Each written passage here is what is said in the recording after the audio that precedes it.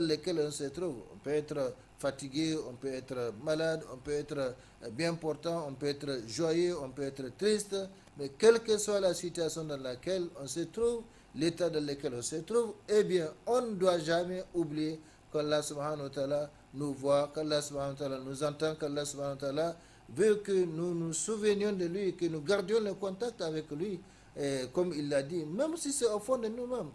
إن ذكرني في نفسي ذكرته في نفسي. S'il me mentionne au fond de lui, à lui-même, je le mentionnerai à moi-même. Donc ce n'est pas forcément à haute voix qu'il faut mentionner Allah subhanahu wa ta'ala, surtout quand on est avec d'autres. Eh bien, le cœur, Allah subhanahu wa ta'ala, voit son contenu et est intéressé par ce qu'il y a dedans. Par conséquent, chers frères et sœurs, Allah le Très-Haut, en effet, quiconque est avec Allah, Allah sera toujours avec lui.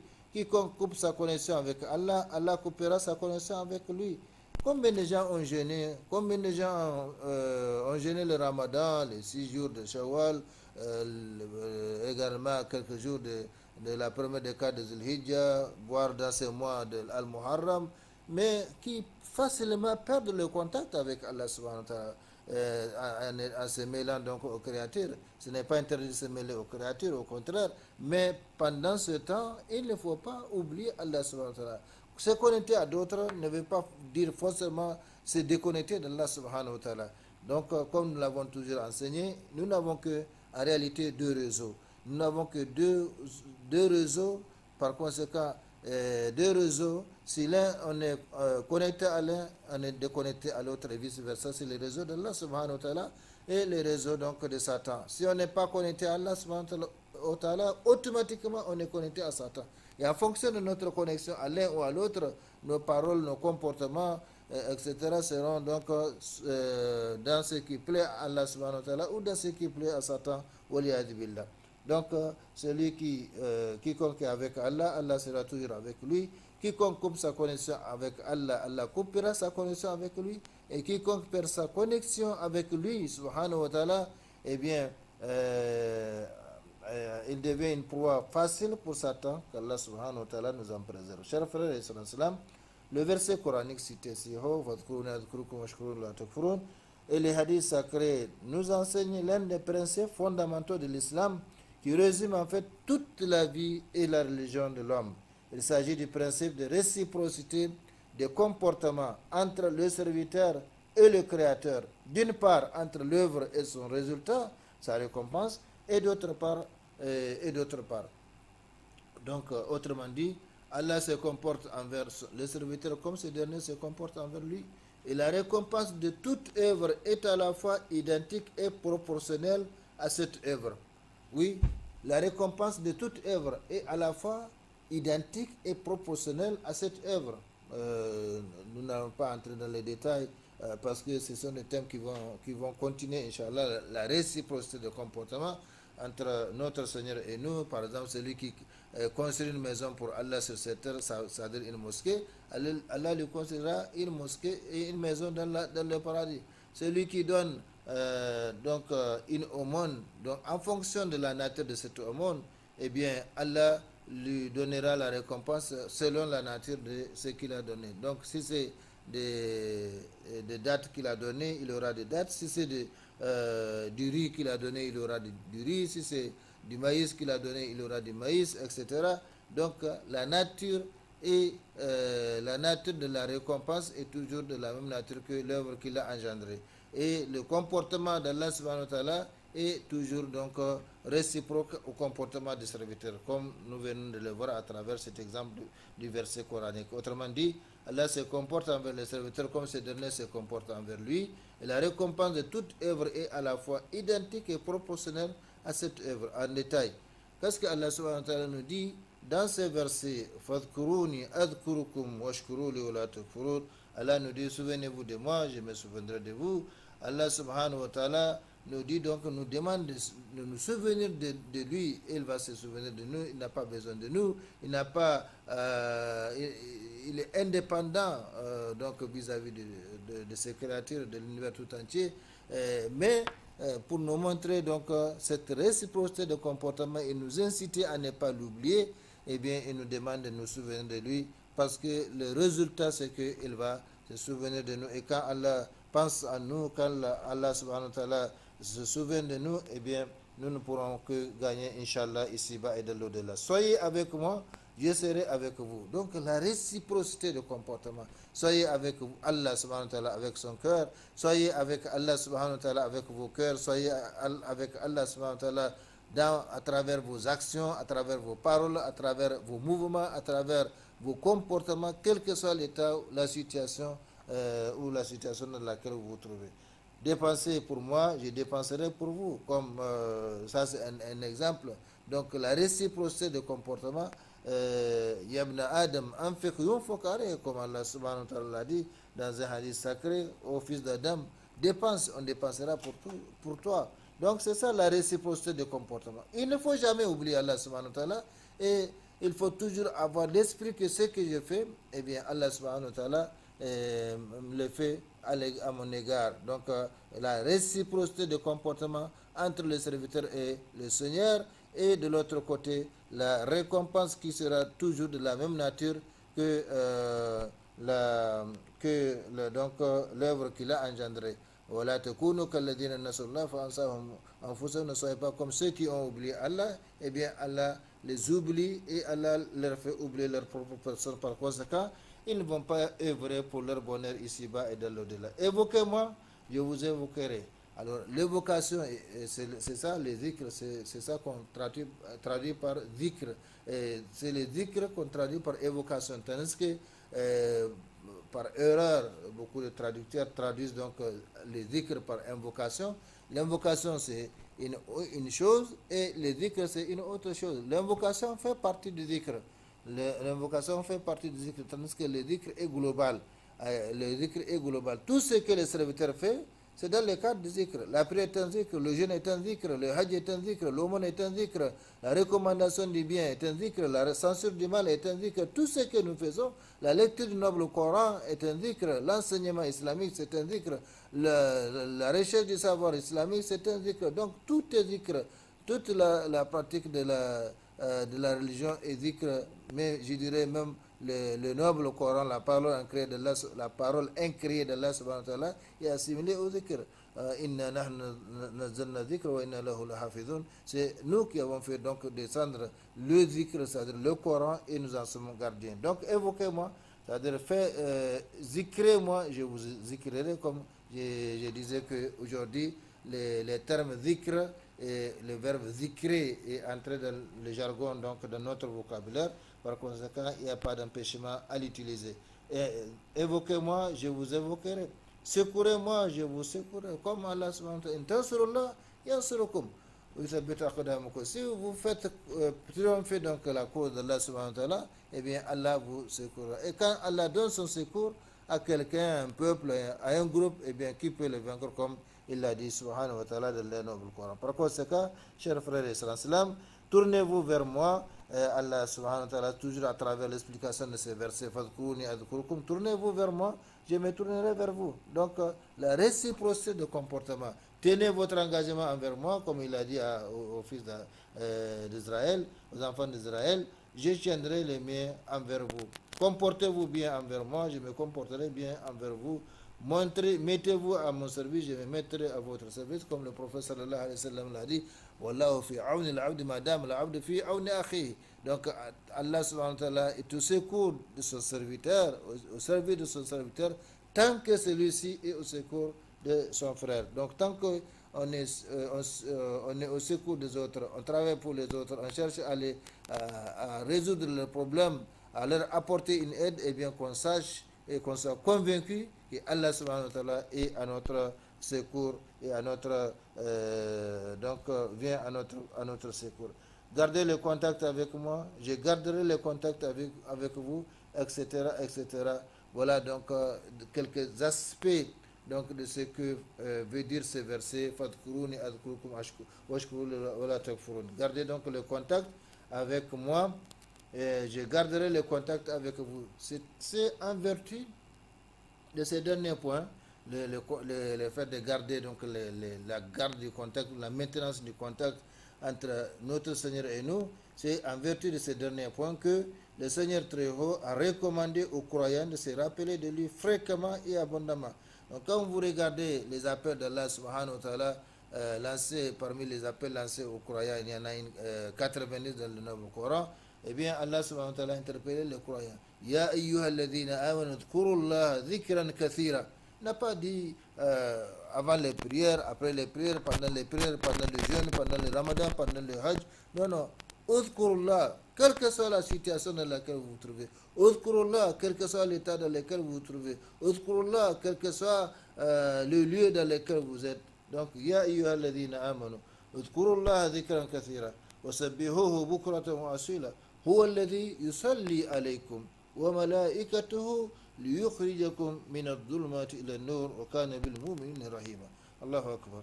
Beaucoup de gens ne savent pas que Allah subhanahu wa ta'ala, Allah et ses anges prient sur les croyants, comme il l'a dit dans ces versets du noble Coran. Huwa alladhi yusalli alaykum wa malaikatuhu liyukhrijakum min adh-dhulumati ila an-nur wa kana bil mu'minina rahima. C'est pourquoi moi je trouve toujours du confort, du réconfort, du plaisir, de la force quand je me connecte à Allah subhanahu wa ta'ala, peu importe les créatures, qu'elles s'occupent de moi ou qu'elles m'oublient ou qu'elles m'insultent, qu'elles me remercient, peu importe. L'essentiel c'est Allah subhanahu wa ta'ala. Nous vivons pour lui, c'est vers lui que nous retournons, c'est lui qui nous récompensera par le bien et c'est son pardon que nous convoitons à travers ce que nous faisons. Donc vraiment en islam il n'y a pas de situation dans laquelle on peut être sans qu'on trouve vraiment du réconfort, sans qu'on trouve vraiment de quoi nous consoler, de quoi nous apaiser, ou apaiser nos cœurs, apaiser nos peurs, apaiser notre insécurité, etc. Allah bi dhikrillah tatma'innul qulub, n'est-ce pas, que par l'évocation d'Allah que le cœur s'apaise. Donc, chers frères et sœurs en islam, gardez le contact avec Allah subhanahu wa ta'ala, quelle que soit la situation dans laquelle vous vous trouvez, quel que soit le lieu dans lequel vous vous trouvez, quel que soit l'état dans lequel vous êtes. Ya ayyuhalladhina amanu dhkurullaha dhikran kathira wa sabbihuhu bukratan wa asila. Ici, le tasbih est conditionné, bukratan wa asila. Et puis il nous fait savoir que huwa alladhi yusalli alaykum wa malaikatuhu liyukhrijakum min adh-dhulumati ila an-nur wa kana bil mu'minina rahima. Ô croyants, évoquez Allah d'une façon abondante et je dirais et permanente. Évoquez Allah. Allah n'a pas précisé ici pour l'évocation, pour le dhikr, il n'a pas conditionné, contrairement à la glorification ou au tasbih qui va venir, et glorifiez-les à la pointe et au déclin du jour. Celui qui prie sur vous ainsi que ses anges, afin qu'il vous fasse sortir des ténèbres à la lumière, et il est très miséricordieux envers les croyants. Donc vous voyez, celui qui prie sur vous, celui qui prie sur vous, ainsi que celui qui prie sur vous ainsi que ses anges, afin qu'il vous fasse sortir des ténèbres à la lumière. Donc Allah subhanahu wa ta'ala prie sur les croyants, ses anges prient sur les croyants. En plus de cela, si on fait le salat al-Nabi, si on demande à Allah subhanahu wa ta'ala de prier sur le prophète sallallahu alayhi wa sallam et de lui adresser le salut, eh bien on va bénéficier donc de la multiplication de ce salut ou de ce salat al-Nabi sur nous, comme le prophète sallallahu alayhi wa sallam l'a expliqué. Celui qui prie sur le prophète sallallahu alayhi wa sallam, Allah priera sur lui 10 fois, ainsi de suite. Donc quand on dit Allahumma salli ala Muhammad, eh bien nous avons déjà 10 salutations de la part d'Allah subhanahu wa ta'ala wa sallim. Donc il y a le salat, il y a les salam. Eh bien, et si on ajoute sa famille, ses compagnons, c'est pas interdit. Par conséquent, ça répond donc à l'injonction d'Allah subhanahu wa ta'ala, inna Allah wa malaikatahu yusalluna ala nabi ya ayyuhalladhina amanu sallu alayhi wa sallimu taslima. Donc vous voyez, Allah et ses anges prient de façon particulière sur le messager, sur le prophète. Et bien, vous aussi priez sur lui. Le compagnon demandait, nous savons comment prier, mais enfin, nous ne savons pas comment faire le prière. Donc il leur a enseigné la salat al-Ibrahimiyya. Allahumma salli ala Muhammad wa ala ali Muhammad kama sallaita ala Ibrahim wa ala ali Ibrahim wa barik ala Muhammad wa ala ali Muhammad kama barakta ala Ibrahim wa ala ali Ibrahim fil alamin innaka Hamidum Majid. C'est une formule parmi les formules donc de cette salat tant recommandé et agréé par Allah subhanahu wa ta'ala et son messager. Chers frères et sœurs, le temps consacré à cette émission tire à sa fin. Comme je l'ai dit, Inch'Allah, tant que Allah nous permettra de revenir ici, eh bien, on va continuer ce thème parce que c'est ça l'essentiel. Il faut comprendre que dans toute l'existence, ce qui nous importe, c'est les contacts avec Allah subhanahu wa ta'ala. Aujourd'hui, si quelque chose nous arrive, qu'Allah nous en préserve, eh bien, des biens ou des mal, il n'y a que Allah, que ce soit individuellement ou collectivement, il n'y a que Allah subhanahu wa ta'ala. Là, le secours des créatures, il ne sera utile que quand Allah subhanahu wa ta'ala bénit ce secours. Par conséquent, il faut garder le contact avec lui subhanahu wa ta'ala pour nous-mêmes, pour nos familles, pour notre pays, pour notre continent, pour l'humanité qui souffre aujourd'hui comme on le voit partout et toujours.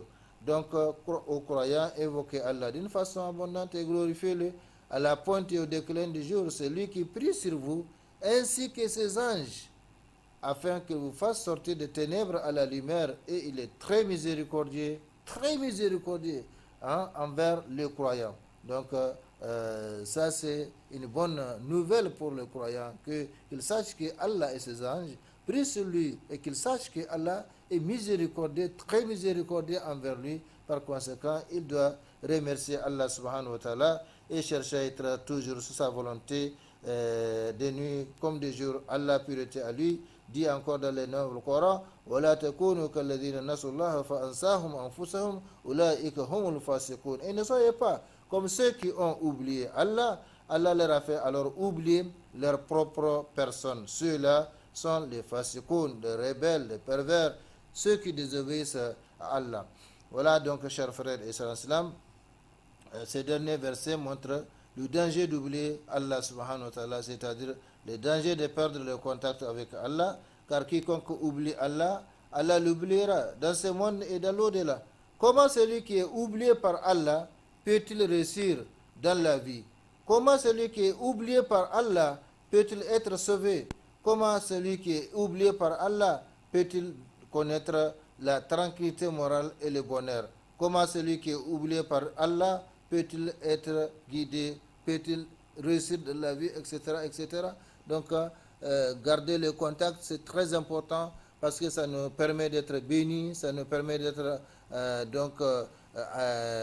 protégés par Allah subhanahu wa ta'ala, et par conséquent, tout ce que nous demandons, parce que la réciprocité de comportement fait en sorte que même quand on invoque Allah subhanahu wa ta'ala, l'invocation n'est pas l'évocation, l'invocation cette fois-ci, c'est-à-dire demander à Allah subhanahu wa ta'ala ce que nous verrons de ces biens, de ces bas mondes, comme il l'a recommandé, et sa parole est immuable, inchangeable. Votre Seigneur a dit, invoquez-moi, je vous exaucerai, demandez-moi, je vous donnerai.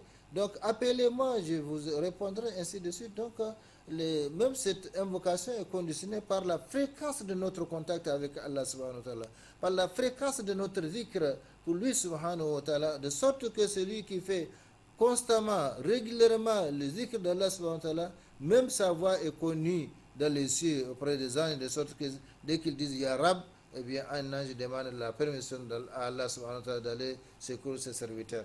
Par conséquent, chers frères et sœurs en islam, soyons totalement convaincus que notre bonheur terrestre et céleste, notre bonheur individuel et collectif, tout est lié à Allah subhanahu wa ta'ala, notre créateur, que celui-là qui, quand il veut une chose, quelle que soit la chose, quel que soit l'événement, eh bien son commandement consiste à dire soit, et la chose est innama amruhu idha arada shay'an an yaqula lahu kun fayakun. Quelle que soit la chose, son commandement consiste à dire soit, et la chose est.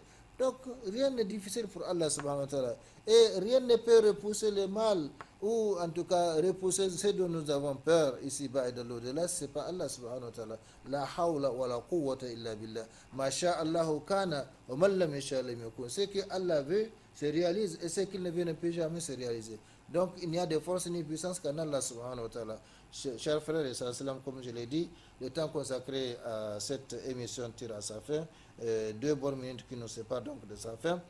Maintenir le contact avec Allah subhanahu wa ta'ala, le créateur absolu de l'univers, tel est le but de la prescription des adorations et de la législation des lois. Tout est prescrit envie de faire donc garder, envie de faire maintenir le contact entre le créature et le créateur.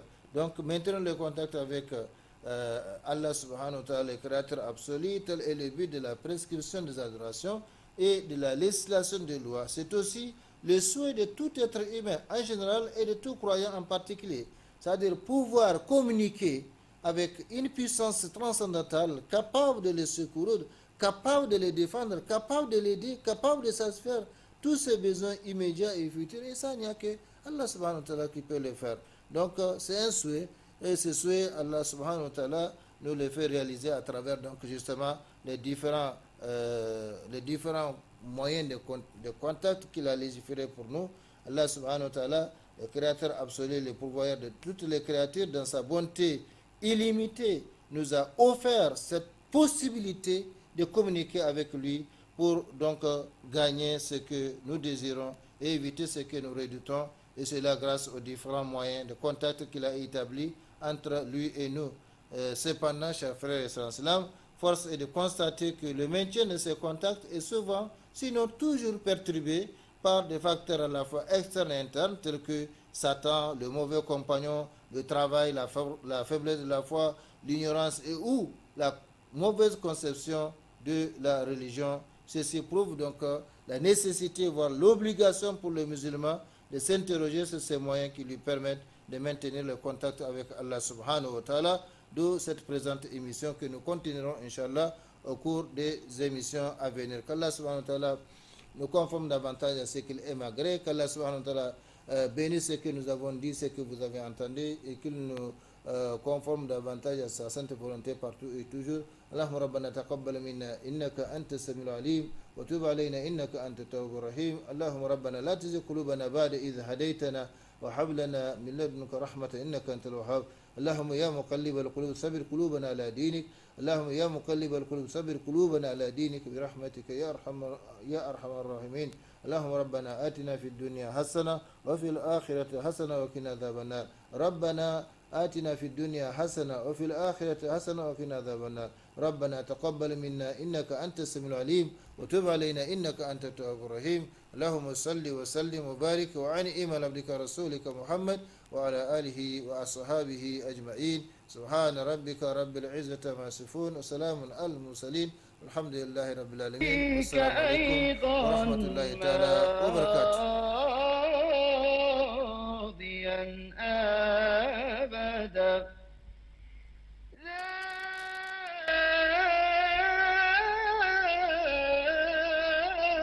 توبة فيك أيضا ماضيا أبدا.